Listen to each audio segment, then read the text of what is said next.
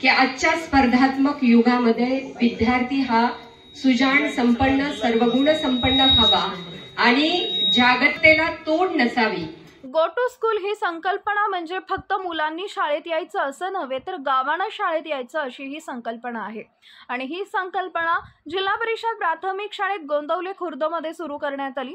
यावेळी पंचायत समितीचे गट शिक्षण अधिकारी लक्ष्मण पिसे, अभिव्याख्याता विजय कोकरे, शिक्षण विस्तार अधिकारी गमरे साहेब, केंद्र प्रमुख शोभा पवार, देवकर मॅडम, याचबरोबर गोंदवले खुर्द गावातील ज्येष्ठ नागरिक हिंदूराव पोळ, अशोकराव पोळ, महाराज उत्तम फाळके, ग्रामपंचायत सदस्य दिलीप हिरवे, विजय अवघडे यांसह गावातील मान्यवर नागरिक, पालक आणि अंगणवाडी सेविका उपस्थित होत्या। या कार्यक्रमावेळी गट शिक्षण अधिकारी पिसे साहेब काय म्हणाले ते पाहू।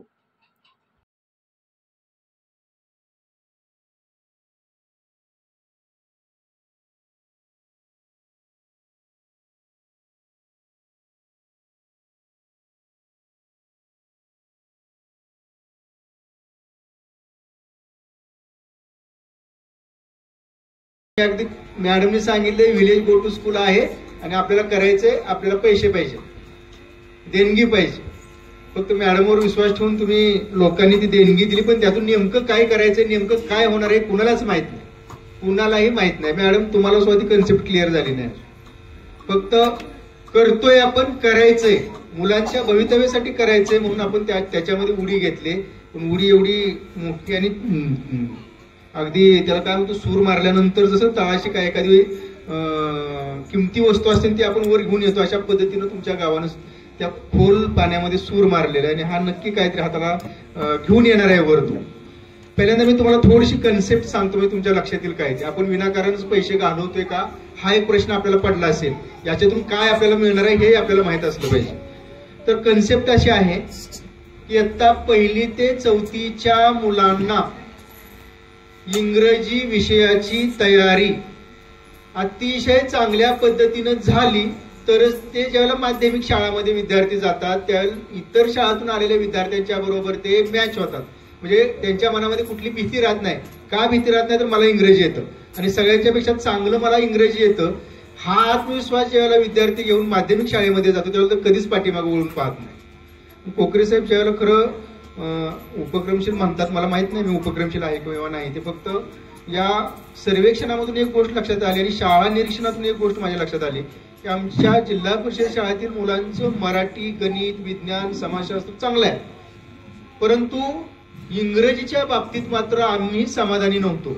ज्या ज्या शाळांमध्ये जाऊ त्या पद्धतीच्या समस्या आम्हाला जाणवल्या आणि विद्यार्थी संवाद साधताना सुद्धा इंग्रजीतून साधत नव्हते। एक त्यांच्यावर दबाव असायचा की मला येतंय का नाही, मला येईल का नाही, माझं चुकलं तर काय करायचं।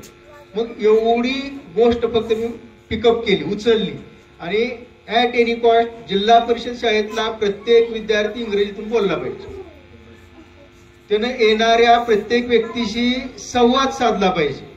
आणि जर हे शक्य झालं तर त्यांच्यामध्ये ज्यावेळेला आत्मविश्वास वाढेल की मी बोलू शकतोय, ज्यावेळेला हा आत्मविश्वास येईल त्यावेळेला तो चांगल्या पद्धतीचं वाचन करणार, तो चांगल्या पद्धतीचं लेखन करणार, या जोडून येणाऱ्या सगळ्या गोष्टी आहेत। आणि मग आपण काय केलं तर इयत्ता 1ली ते 4थीचा भैया सिलेबस आपण PDF स्वरूपात तयार केलाय। 51 स्लाइड्स आहेत, त्याच्या 51 पेजेस आहेत। तेवढ्या 51 पेजेस आपण शाळेच्या परिसरामध्ये तर अशा पद्धतीने केलेलं आहे। अशा पद्धतीने जर आपण करून घेतलं, त्याचबरोबर यात सगळ्यात महत्वाचा विषय जवळ मॅडम आपल्याला याच्या पुढे जाऊन काय करायचं ते सांगतो। शाळेचा संपूर्ण परिसर इंग्रजीच्या बाबतीत बाला पेंटिंग म्हणजे आपण हे पेंटिंग केले त्याच्या माध्यमातून आपल्याला तयार करायचं। ही झाली त्याची पहिली पायरी आणि सगळ्यात महत्वाची जी दुसरी पायरी आहे ती आपल्याला अजून करायची, कारण विलेज गोज टू स्कूल याचा अर्थच असा आहे की गावाने शाळेत यायचे। मराठीत जर त्याचा सरळ सरळ अर्थ तुम्ही घेतला तर गावाने या ठिकाणी शाळेत येऊन मुलांच्या विकासासाठी काम करायचं, त्यांच्या अभ्यासासाठी आपण सगळ्यांनी मिळून प्रयत्न करायचे। आर्थिक मदत हा पहिला भाग आहेच, जर गावाने आर्थिक मदत केली तर ज्या गोष्टी होऊ शकतात। आणि त्याच्यानंतर दुसरी गोष्ट अशी आहे की फक्त आपल्याला शाळेचा परिसर याच्यामध्ये नाही कव्हर करायचा, तर गावचा सगळा परिसर याच्यामध्ये कव्हर करायचा आणि प्रत्येक ठिकाणी ज्या ज्या लोकांची घरं आहेत, भिंती चांगल्या आहेत, अशा लोकांना विनंती करून त्यांनी जर आपल्याला भिंती दिल्या तर त्या भिंतीवर ह्या इंग्रजीचे सगळे चार्ट गावातून तयार करून घ्यायचे। ज्या वेळेला हे सगळं काम पूर्ण होईल, विलेज गो टू स्कूल या कार्यक्रमाची, या उपक्रमाची पिशे साहेबांनी आता सांगितलं तशी नेमकी रचना कशासाठी केलेली आहे, नेमकं काय आहे, या गोष्टी आपल्यापर्यंत पोहोचाव्यात या दृष्टीने त्यांनी बऱ्याच बाबी आपल्यापर्यंत पोहोचवलेल्या. मगाशी पोळ सरांनी सांगितलं तसं किंवा आपल्यातल्या बऱ्याच दातृत्ववान व्यक्तींकडून मिळालेल्या प्रतिसादामुळं जे करता आलं. सरांनी सांगितलं की या गावामध्ये दातृत्वाची खूप मोठी क्षमता आहे. मुळात गोंदवले खुर्द गाव हे गोंदवले बुद्रुक शेजारचं आहे. ज्या चैतन्यरूपी ब्रह्मचैतन्यांनी गोंदवलेकर महाराजांनी संपूर्ण जीवनामधला असलेला जीवनाचा सार सांगितला, त्याच्या शेजारी असलेल्या गोंदवले खुर्द गावाने स्वतःची ओळख ठेवली. ती या अर्थानं की संबंध विश्वाला ज्यांनी गीता सांगितली, ज्यांनी बोध दिला, जीवनाचा अर्थ सांगितला, त्या श्रीकृष्णाची श्रीकृष्ण जन्माष्टमी मला वाटतं आपल्या गावामध्ये खूप मोठ्या उत्साहामध्ये साजरी केली जाते. असं हे तुमचं गाव आहे. जगाला ज्यांनी काही ते ज्ञानाचे धडे दिले, त्या ज्ञानवंत आणि परमेश्वर रूपी श्रीकृष्णाला प्रत्यक्ष त्याच्या जन्माष्टमीच्या निमित्ताने अनेक गोष्टी आपल्यापर्यंत पोहोचवा यासाठी तुमची धडपड आहे. गाव मोठं तेव्हा होतं की गावात उंचीची माणसं असतात. आणि उंचीची माणसं कधी निर्माण होतात? गावामध्ये असलेल्या वेगवेगळ्या मंदिरामध्ये दर्शन घेऊन, आशीर्वाद घेऊन, आणि ती देवळं किंवा ती मंदिरं खूप मोठी केली म्हणून माणसाने गाव मोठं होत नाही. माझं स्पष्ट मत आहे. आता जिल्हा परिषद शाळेचं नाव आहे की जिल्हा परिषद प्राथमिक शाळा गोंदवले खुर्द. मला वाटतं आमचे गुरुजी सांगतील की यापूर्वीची जी जुनी नावं होती ती काय होती? जीवन शिक्षण विद्या मंदिर.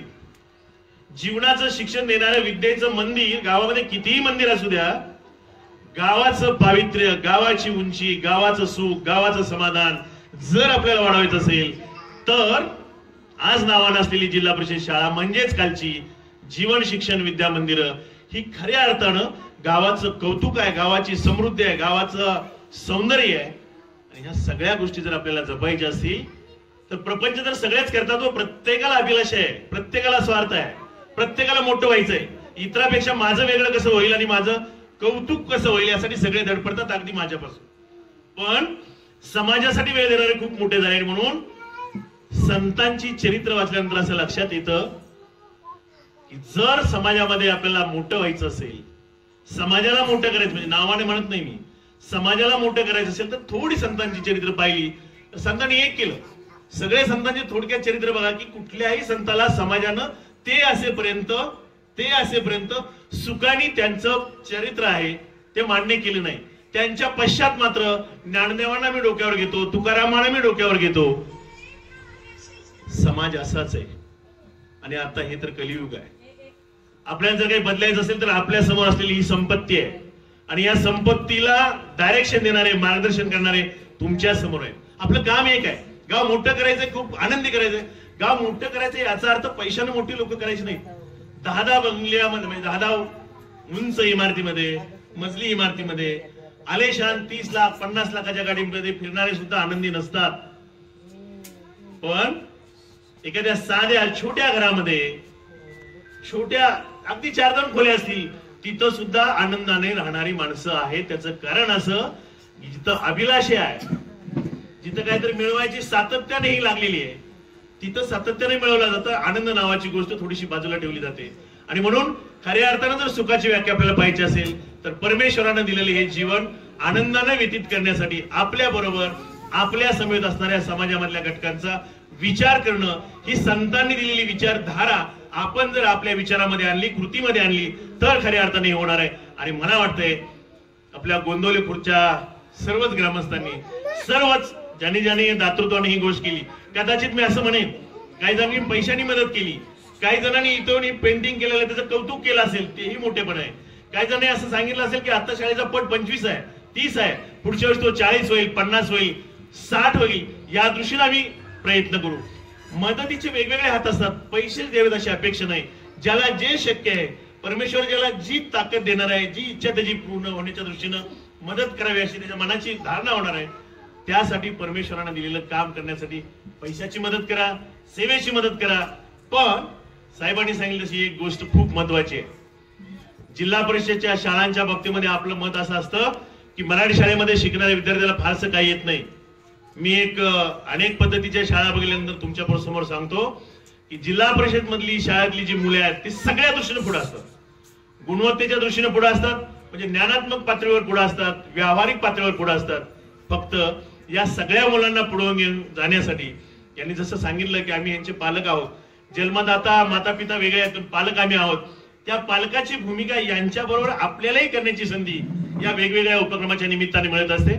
आपण अशा उपक्रमांमधून या मुलांना, त्या छोट्या चिमुकल्यांना, आज तुमच्या दिसणारी छोटी छोटी आहेत, म्हणजे या शाळेमध्ये शिकलेले, मग कुठेतरी सांगितलं की आमचे पोळसर पण इथं शिकले, ते आमचे मार्गदर्शक आहे देवडी कॉलेज देवडीचे, तेही या शाळेत शिकले, ते असेच खाली बसले असतील, ते आज मोठ्या पदावरून पुढे गेले. मॅडमनी सांगितलं सहाय्यक आयुक्त पदावर असणारे आहेत, अजून वेगवेगळ्या पदावर असणारी माणसं या ठिकाणी निर्माण झाली. ही परंपरा जपायची असेल तर निश्चितपणाने ही क्षमता, ही ताकद, हे ज्ञानाचं बाळकडू आपल्याला यांच्यामध्ये पेरायचं आहे. जितकं क्वालिटीचं पेरू तितक्या क्वालिटीचं चांगले येतं. आपण सुद्धा बघा बियाण्याच्या दुकानात जातो आणि विचारतो क्वालिटीचं, म्हणजे आम्हाला उत्पादन चांगलं पाहिजे आणि हा जो वाण आहे तो वाण गुणवत्तापूर्ण असला पाहिजे. पेरणी जर गुणवत्तापूर्ण आणि चांगल्या वाणाची केली तर येणारं पीक सुद्धा उत्कृष्ट येतं. म्हणून यांच्यामध्ये जे आपण पेरणी करणार आहे अशा संस्काराची पेरणी करूया, अशा गुणांची पेरणी करूया. आज तुमचं दातृत्व पुढे आलंय, या निमित्ताने यांचं दातृत्व पुढे येईल आणि ही शाळा खूप मोठी होईल. साहेबांनी सांगितलं तसं शिक्षणामधल्या बऱ्याचशा गोष्टीमध्ये आत्मविश्वास नावाची गोष्ट खूप महत्वाची असते. मुलाच्या मनामध्ये आत्मविश्वास असला, कुठलीही गोष्ट असू द्या, आत्ता मनामध्ये आले की या शाळेमध्ये हा बदल करू शकतो, एकदा मनानं ठरवलं की कुठलीही अडचण निर्माण होणार नाही, कारण आत्मविश्वास खूप महत्वाचा असतो. आणि साहेबांनी मग सांगितलं तसं की आपल्या विद्यार्थ्यांच्या बाबतीमध्ये एक अडचण होते, भाषा खूप चांगला आहे, गणित खूप चांगलं आहे, विज्ञान खूप चांगलं आहे, समाजशास्त्र खूप चांगलं आहे, पण इंग्लिशच्या बाबतीमध्ये मुलं थोडीशी वीक आहेत. त्याचं कारण असं की मुलांना तो सराउंडिंग जे मिळायला पाहिजे, म्हणजे इथं मुलं इंग्लिशमध्ये बोलतात, घरी काय अवस्था असते, सगळ्याच घरामध्ये इंग्लिशचं वातावरण असेल असं नाही. आणि मग जर ते सराउंडिंग मिळालं नाही, बघा ना कन्नड भाषेतली मुलं कन्नडमध्ये सहज बोलतात. तुम्हाला येतं का कन्नड बोलायला? नाही. आपली मराठी भाषिक मुलं सहज मराठीमध्ये बोलतात, कारण घरी दारी शाळेत सगळीकडे मराठी आहे. कन्नडच्या बाबतीमध्ये सगळीकडे घरी दारी त्यांच्या कन्नड आहे म्हणून ती कन्नडमध्ये बोलतात.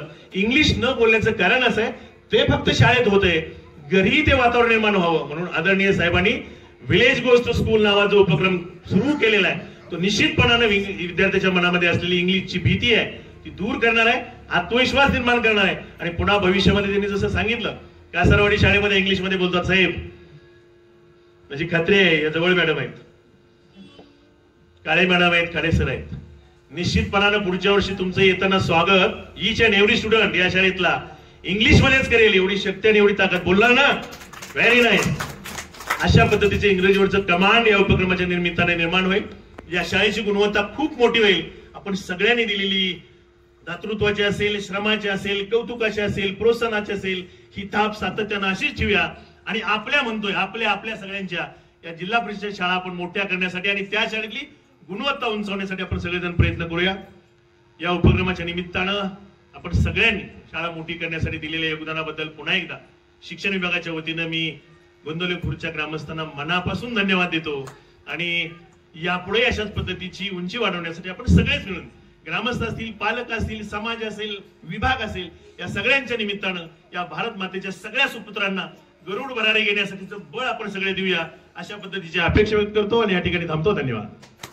आपला आवाज न्यूज साठी महेश शिंदे पाटील यांच्यासह संदीप जठार, गोंदवले.